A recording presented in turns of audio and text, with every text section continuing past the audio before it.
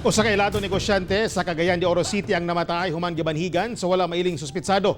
Dugang detalye sa report ni Cyril Chavez.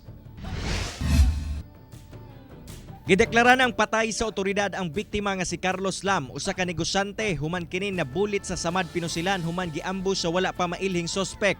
Sa investigasyon sa kapulisan sa Police Station 7 Bulwa, pag-abot kuno sa sakyanan sa biktima sa May Luok, Barangay Kanituan, kalit kining gitaparan sa usa ka rider o gipusil ang biktima sa makadaghan nga higayon. Gihulagway sa mga nakasaksi ang sospek nga naka-jacket og color gray, kalo nga black og nakamas og tube type.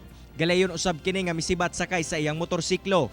Dako ang pagtuo sa kapulisan nga professional gun for hire ang sospek.